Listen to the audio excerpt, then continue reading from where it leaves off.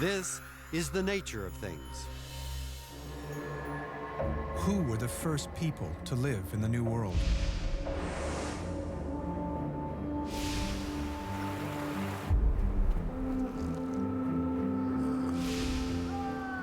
In science, it's a raging debate. By the end of the last ice age, 11,000 years ago, humans had reached every corner of the planet.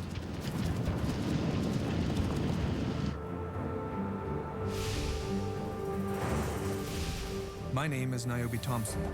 I'm an anthropologist. I want to know how our species made its final journey from Asia into North America. We think they came through the Arctic on the Bering Land Bridge, but we don't know when or who they were. I'm on a journey to break the code.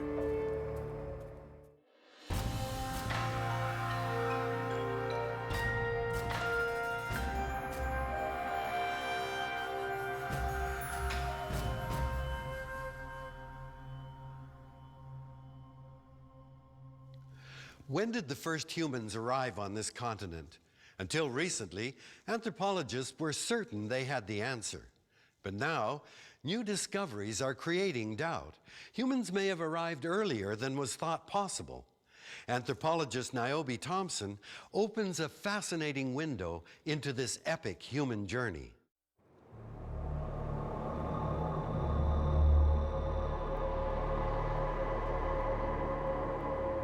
Only 15,000 years ago, much of the planet was under ice. The human journey was underway.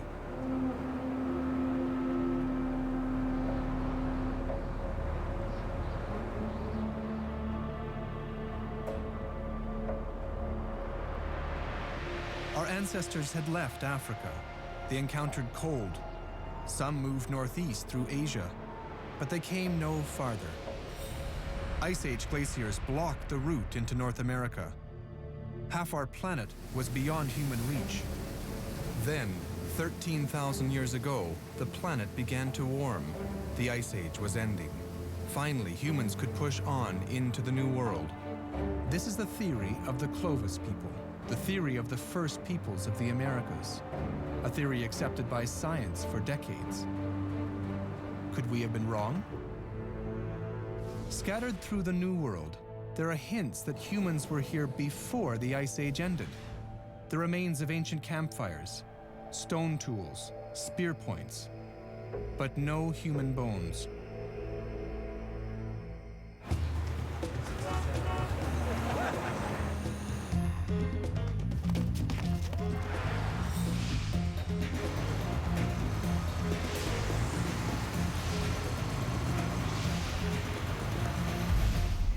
In my research as an anthropologist, I've learned a surprising thing. Cold, ice-covered environments aren't always hostile to human survival. I think the Ice Age may have been a perfect time for long migrations. The irony is, I've come to Brazil for the proof. Brazil holds one of the great cold cases of archaeology. There might be human remains here from before the end of the Ice Age, before the Clovis people. But no one has ever been able to prove that beyond doubt. I'm going into the Brazilian highlands. This is Lagoa Santa, an area full of caves. Anthropologist Walter Neves has spent a lifetime here searching for evidence of early humans.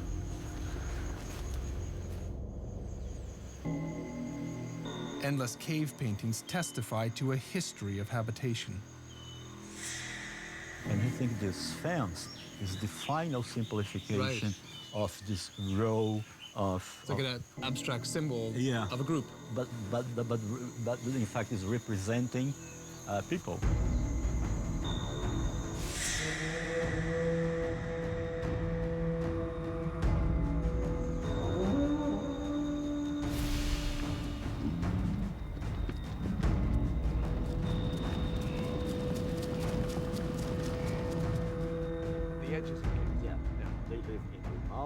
He now believes humans first lived in these cave shelters during the last ice age. For years, most archaeologists said that was impossible. And so, tell me about this area here. Well, in the central area, we were able to find like 29 human burials. Just in this area here? Yes. Right. In this cave, Walter dated a group of skeletons to just after the Ice Age ended. But in a shelter nearby, one body stands out.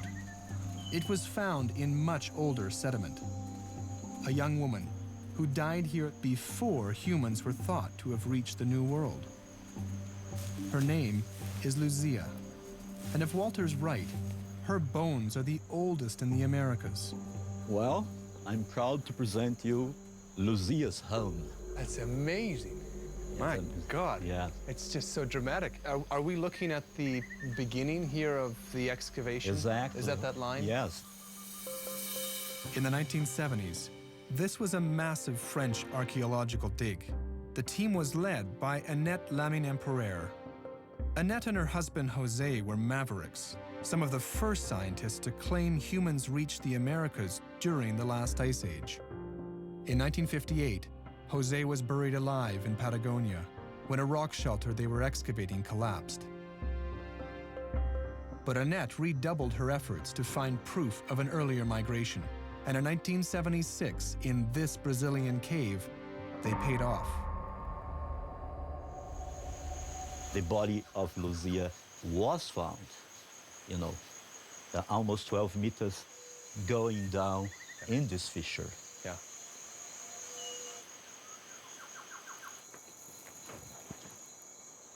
So what level are we at now? Well, you see, they projected all the levels here. Oh yeah, so 12 meters. Yeah. And the crane of Lucia, the skull of Lucia, was found somewhere, I think here. Oh, do you see it? That's a number, 12 meters. Here. Crâne, there it is. Crâne, Yeah, okay. It's written crâne. That means skull in French. Yes, That was yeah. a French expedition, right? And here you have the mark of 12.4 meters below the surface of the rock shelter. So we can say that Lucia's skull was like 13 meters below the surface. The age of the sediment layer where Lucia was found is critical. Like the rings of a tree, we can use them to count back in time. These layers of Earth were laid down before the end of the Ice Age, 14,000 years ago.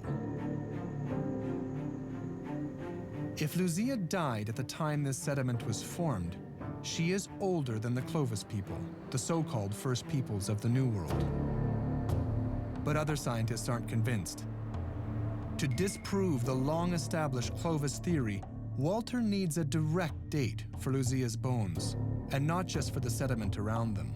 Lucia is probably the best example of at least what I call a petty Clovis, chronology in South America, okay? And peri-Clovis chronology means, if it's in South America, pre-Clovis, really. Could Lucia be a descendant of an earlier people? People who came here during the Ice Age? If Walter's right, Lucia should be the oldest human skeleton in the New World.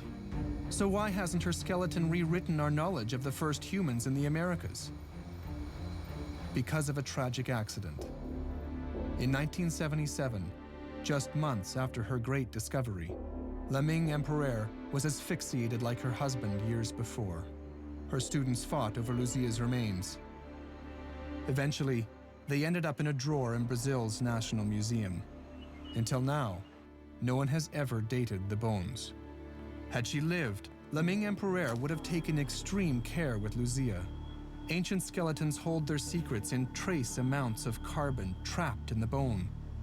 If not stored in the controlled conditions of a good laboratory, the carbon decays. If you can get a date from Lucia now, where will we start, and what do you think the best prospect is in terms of a sample? The next step is, if possible, to destroy one of the dental pieces in order to have a direct radiometric date for the skeleton. Professor Nieves thinks there still might be hope. Lucia was young when she died, with healthy teeth. Trapped in the enamel of her teeth may be carbon isotopes that can prove her age. Nieves has contacted a laboratory in Denmark. They've sent an expert, Christina Valdiasera, to take a sample. The chances of success are remote, but if they succeed, Lucia could change our theory of when the first humans came to the Americas.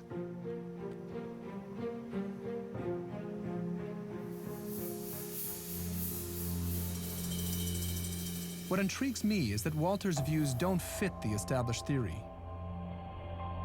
We thought human history on this continent began only 13,000 years ago, when the climate warmed and a doorway opened through the Ice Age glaciers.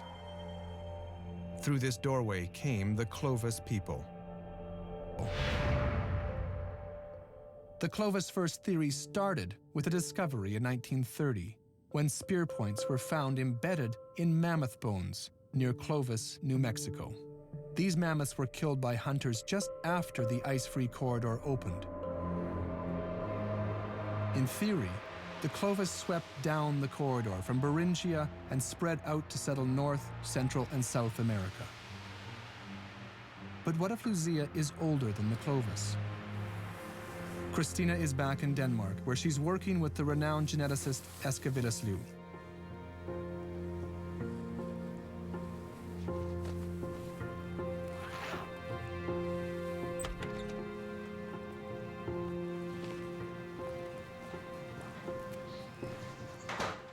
Eske has the Lucia tooth, and he's brought it to the ancient DNA laboratory here in Copenhagen. He's going to try to break the tooth down and find organic material inside the layers of enamel. And that's where he'll find the DNA, and that's where they'll be able to get a date. But it's very difficult working with ancient DNA. Eske is one of the best, and this is a world-famous laboratory. It's a clean laboratory for the study of ancient DNA. And in order to find these trace amounts of DNA, they have to be very careful with contamination. Contamination from modern DNA, for example. So this laboratory is bathed in UV light every night. It's got positive air pressure inside, and only ancient materials are worked on in this lab.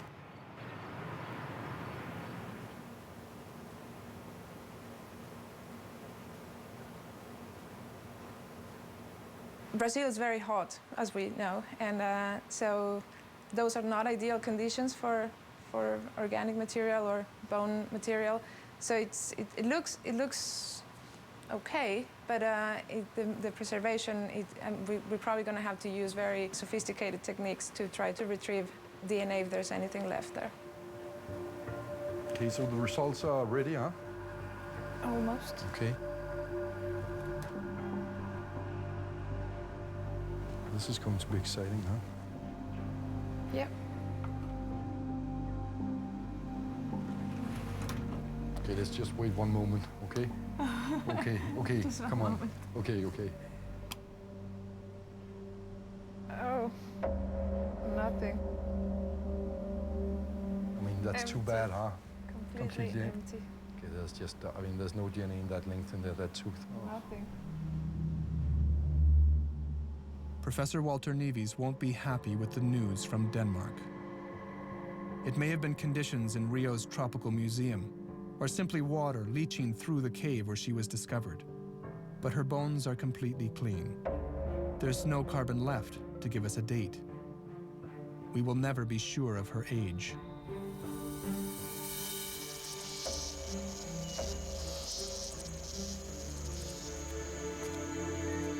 This is how science works. On the path to discovery, there must be setbacks.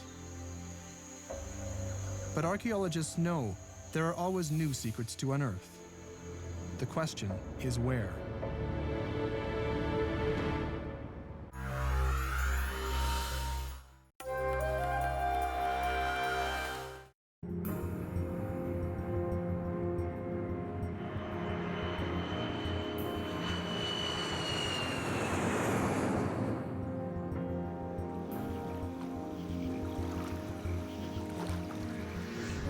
Luzia's skeleton remains a mystery. If the first humans to enter the Americas were Ice Age people, maybe I can learn more on the other side of the Bering Land Bridge. Siberia is where I do my own research.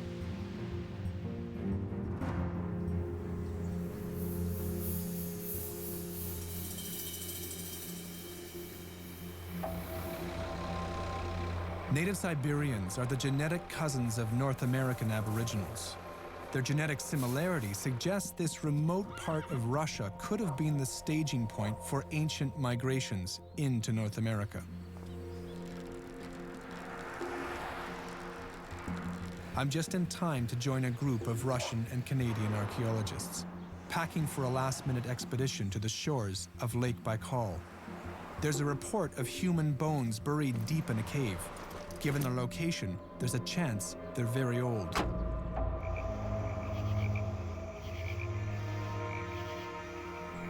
It's a day's journey north.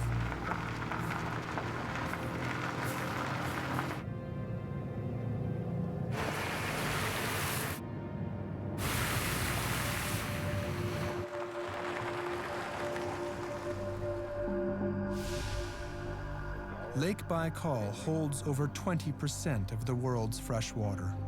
It's a virtual ocean full of life, and it's one of our planet's original cradles of culture. I can get into this cave.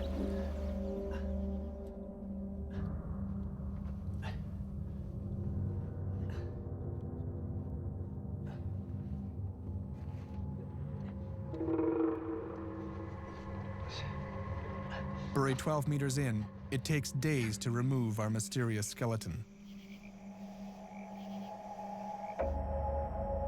He emerges bone by bone.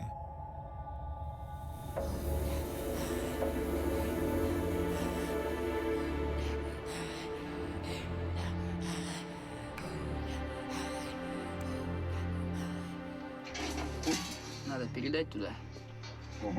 Армян приезжает во Францию. The individual was buried feet first, and with the rest of the body actually towards the cave entrance. I'm with Canadian Professor Anjay Weber, whose teams around Lake Baikal are finding a huge number of prehistoric human skeletons. We found essentially half of the skeleton. This individual could be as old as the early Neolithic and as young as the Bronze Age. Since the beginning of Lake Baikal archaeology in the late 19th century, I think they have collected in excess of 1,000 skeletons from this region. Our skeleton is not as old as I hoped. This male was buried here far after the Ice Age ended. But Weber thinks humans probably lived on Lake Baikal well back into the Ice Age, 15 or 20,000 years ago. If you look around the world, you will never find so many human skeletons representing hunting-gathering lifestyle.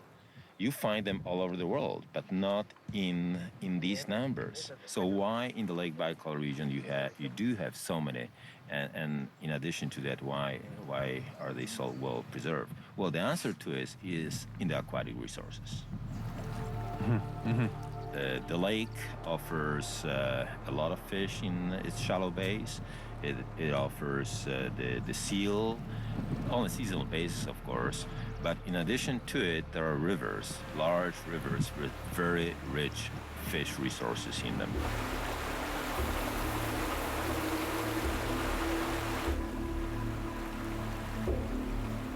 Roach, perch, and pike, and dace. These are the so-called lagoon fishes around here.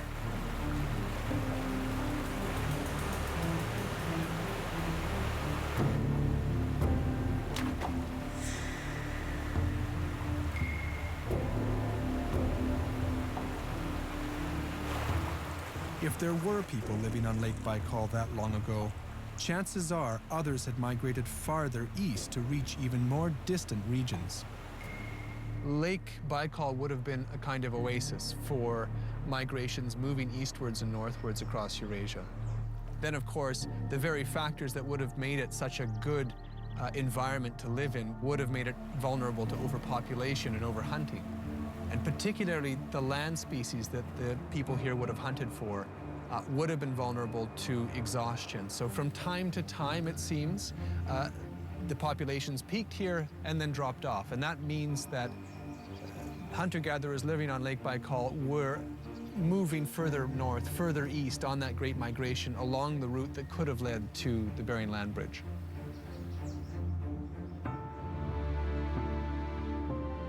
But why go north? The planet was still in the grip of the last ice age. Why would our hairless ancestors walk toward the coldest places on Earth?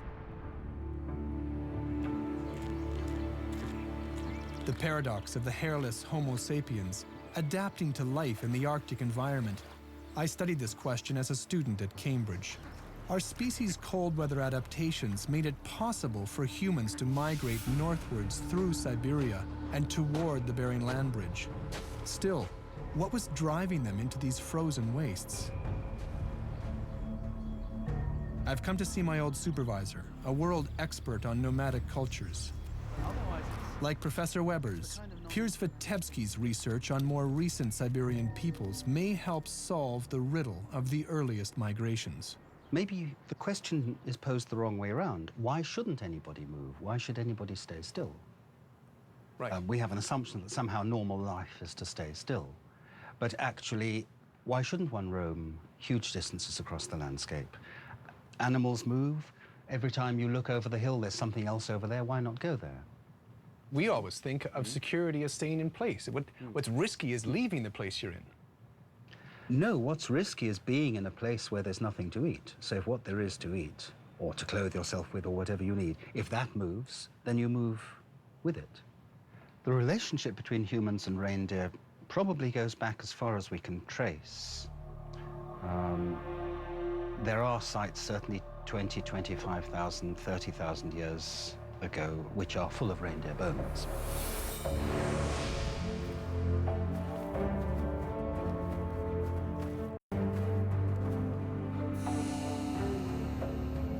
So a lot of the early hunting techniques were clearly ambushing on migrations.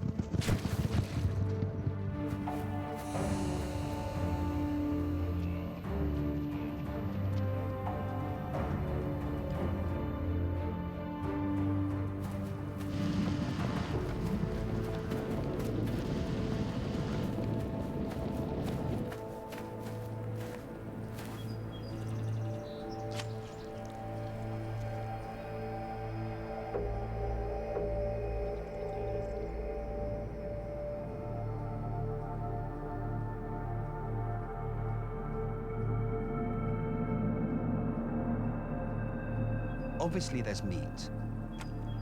Then there's the fur. It is the warmest of all the furs, and it's a big fur, and you can encase your body in it. You're almost as invulnerable to the cold as a reindeer. Absolutely. And also, you become less threatening to the reindeer themselves. The reindeer move in an annual cycle. They migrate to their summer pasture, they migrate back to the winter pasture. Humans migrate with them somehow on an annual cycle. And then there are these other kinds of migrations which cover thousands of miles in which populations actually relocate to new places. And perhaps those happen historically very rapidly at certain moments just because there's some reason to leave. And there are some kinds of reasons which wouldn't show up on the archaeological record, like there could be curses, there could be spirits, there could be all sorts of reasons why people don't want to stay.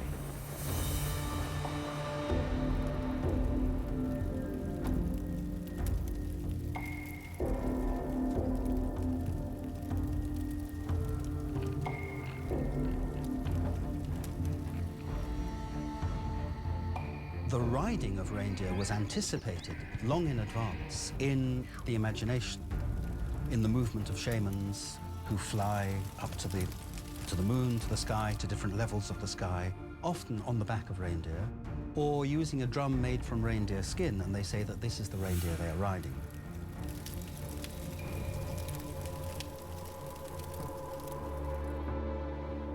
It's an interesting idea. If these early peoples could travel to the moon in their spirit quests, They were no strangers to long journeys.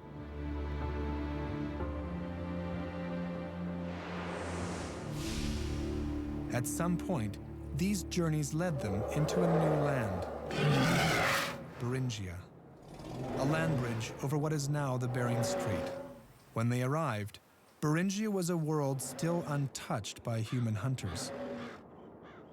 An Arctic Serengeti, teeming with life and dominated by the massive woolly mammoth.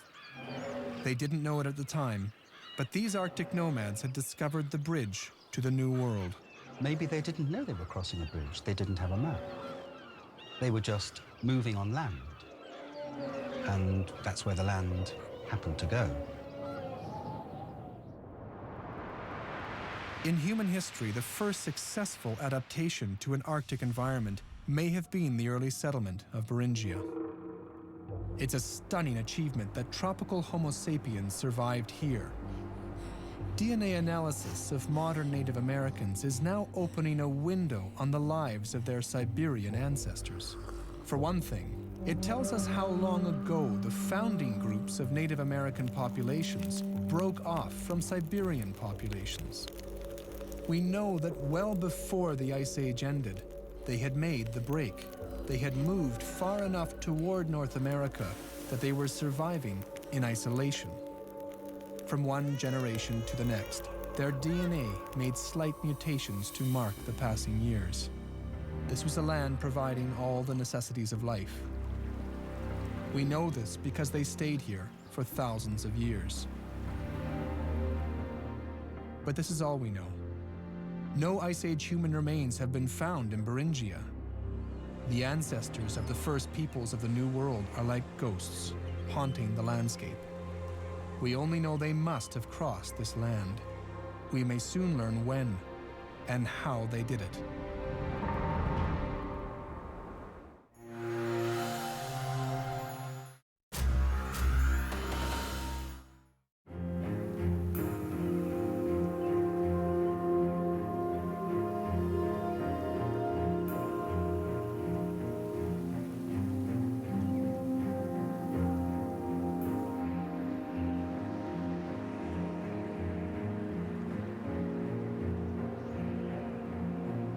From Luzia's cave in Brazil, to Lake Baikal in Siberia, to a scorching salt desert in Oregon.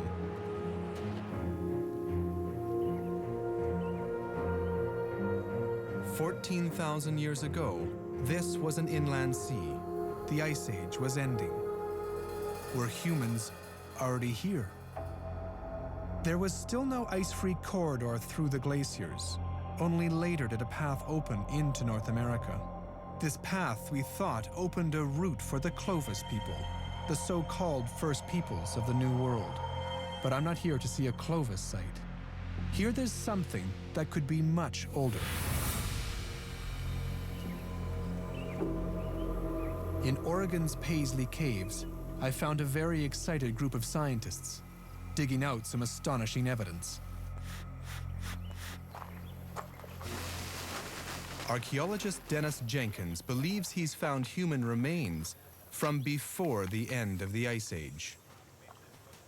If he can prove their age, it will overturn the Clovis theory. I started to count those layers, the thin strata. They do suggest a recurring pattern of deposition. Something's going on that you're looking at over and over and over through thousands of years. We have approximately 50 samples here identified that are probably on in the range of about 10,000 radiocarbon years to 12,400 or so. These aren't bones.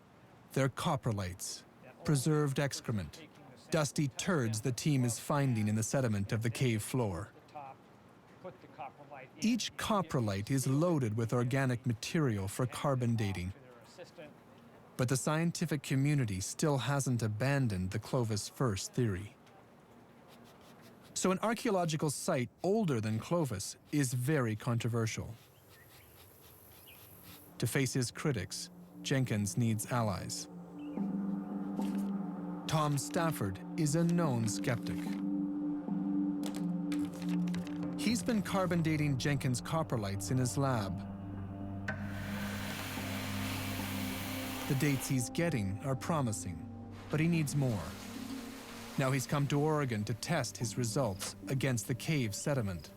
I thought, the urine's going to come back 2,000 to 3,000 years old, and all the naysayers have said correctly, and I was just astounded. Yeah, not that far. I mean, to me, we're really splitting hairs. 511, 512. Let's just stick to literally lithostratigraphy. Let's talk about the layers. Let's not abstract the time yet. Each layer of sediment is a year. The deeper you dig, the further back in time you travel. Jenkins has also invited Eske Villesliu, the Dane who worked on Lucia. Okay, that's brilliant. That's brilliant. Okay, I'll let you Well, guys. what Eske has brought to this entire process is the ability to prove which of these coprolites are human.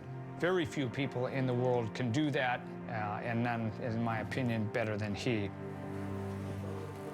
Wow. Wow. What is at stake in terms of the science of migration? For the DNA part, you know, there's actually been a technological development over the last few years that really makes it possible to obtain positive results. It would be a very, very important evidence in terms of pre-Clovis occupation by the coprolites. I mean, In science, well-established theories like Clovis first don't fall overnight. With Tom and Eske behind him, Jenkins has called a site visit, a gathering of the biggest names in archaeology. Just wanted to give you guys an introduction to the site, and it begins back in 1937. Every one of these scientists knows this could be an historic moment, possibly the end of a major theory. Jenkins' evidence is on trial. Reputations are at stake. See where it came loose from.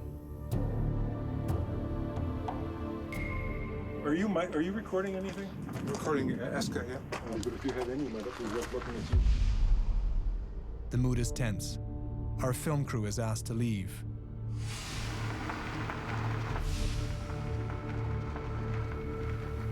For scientists who built their careers on the theory of Clovis first, the age of the coprolites from the cave walls changes everything. It's proof of people before Clovis. Next day, it's clear something's happened. Right. The facial expressions changed so much. Oh my God, they have it. They actually have the evidence. I'm sitting here looking at the evidence and I actually believe it. These key people saw it in person, and that, I think, was what moved the paradigm. It was the stratigraphy. You know, it's actually really, really neat, you know, layer by layer by layer, and also that this... Eske can see the coprolites are the smoking gun, proof that humans were in the New World 1,200 years before we thought. He's convinced the Paisley Cave coprolites are pre-Clovis. It will really, truly be groundbreaking, you know. So the whole textbook about these people coming in to Alaska and then going through this ice-free corridor, killing off the megafauna on the way down, I mean, that also wouldn't stick here because the ice-free corridor wouldn't be present at that time. Eske is telling me the first humans couldn't have entered the Americas on foot. It was still the Ice Age. They faced a wall of ice. A frozen mass 3 kilometers thick stretching unbroken across the continent.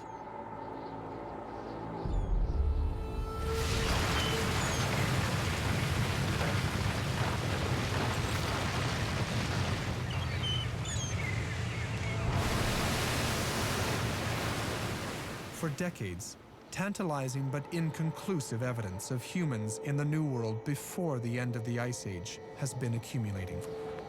But like with Lucia's skeleton in Brazil, the evidence never seemed solid enough.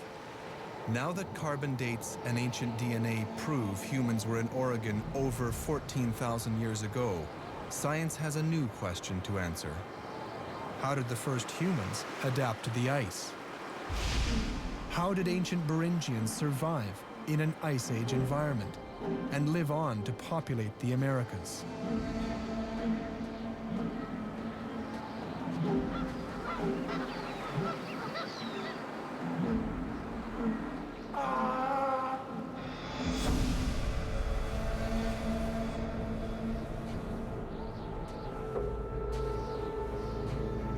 I think the key to this ancient mystery might lie with the people who live in the closest thing to an Ice Age environment we have today.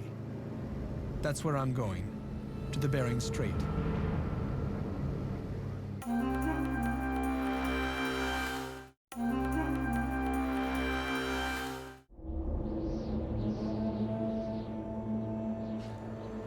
Human culture in the New World is much older than we thought. The Ice Age was no obstacle. In their frozen world, the seas were teeming with life. Ancient Beringia is modern-day Chukotka on the Bering Strait. It's the most isolated part of Russia.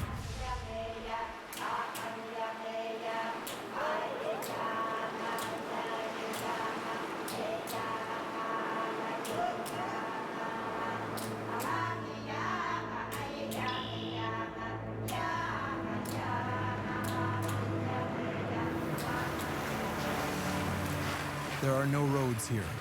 It's completely wild.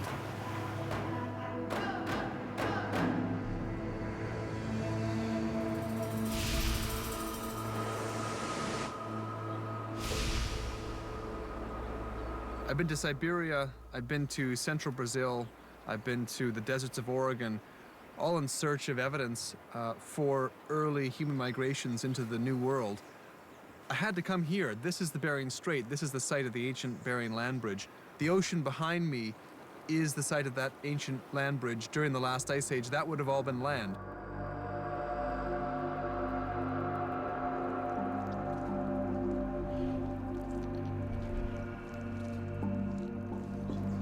Coming here today, of course, I'm not going to be finding the relatives of ancient migrants into the New World, but the point is these people live in the same environment, more or less, that people would have been living in Beringia 15,000 years ago.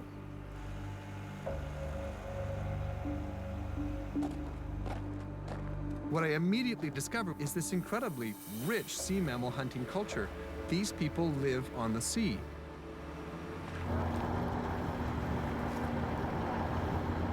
These Inuit now hunt the gray whale in modern boats, but the meat harvest still binds their community together in a timeless way.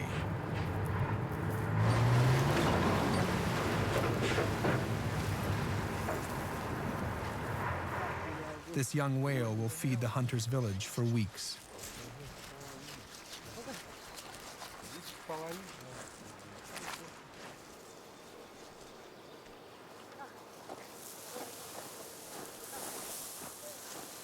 What would it take to fully exploit the resources of the sea in this environment? It would take the technological innovation of ocean-going boat building. Building boats that you can take out to sea and hunt for seals and walrus and whales with.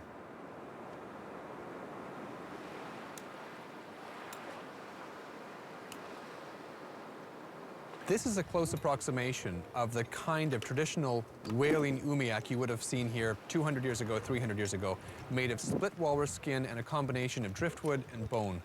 Now, the key thing about a boat like this is that you can build it with materials at hand in this kind of a desolate tundra environment. You've got the sea mammals for the skin, you've got the driftwood coming up the coast, and you've got the bone from the animals you kill. It's been shown that boats like this can take large groups of people a very long way, very quickly.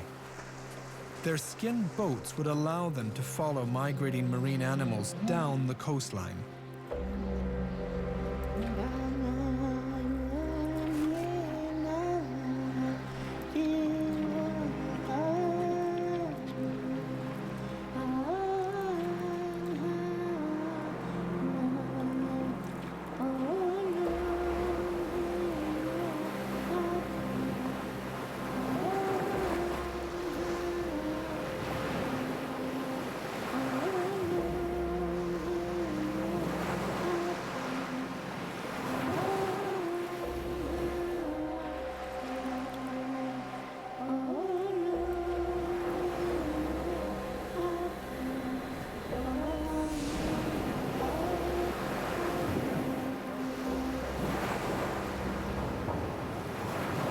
For 1,000 kilometers south of the Bering Strait, on North America's west coast, Archaeologist John Erlandson thinks ocean-going boats solve the mystery of the earliest migrations.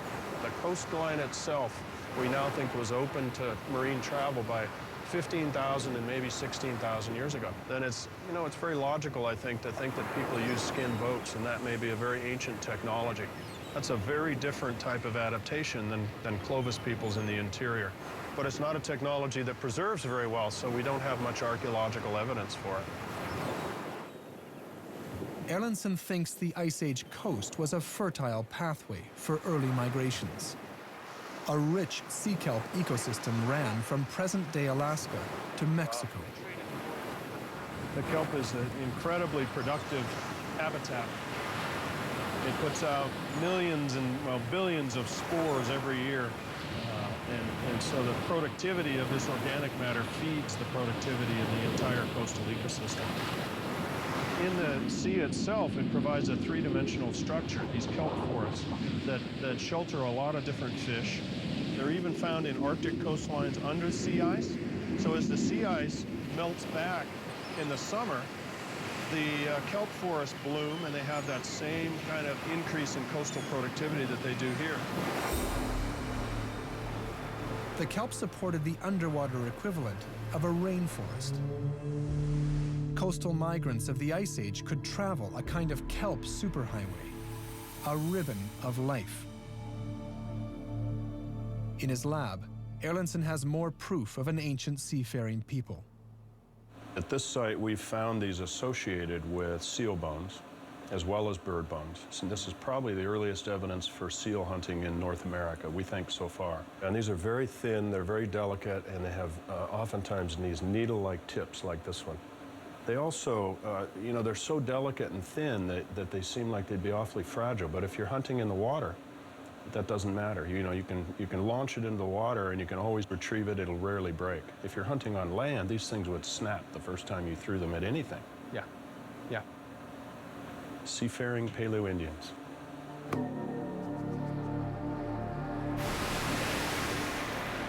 The earliest humans must have come by boat. When the continent was covered in ice, they followed the coast. That's the key. Even during the Ice Age, the sea provided. Like most scientists, I once believed the first peoples here were landwalkers who had to wait for the Ice Age to end to make their appearance. Once, science believed an earlier migration was impossible. Now we know the first peoples did come earlier, at the height of the Ice Age. They were sea people. In their boats, they could sail around the ice sheets.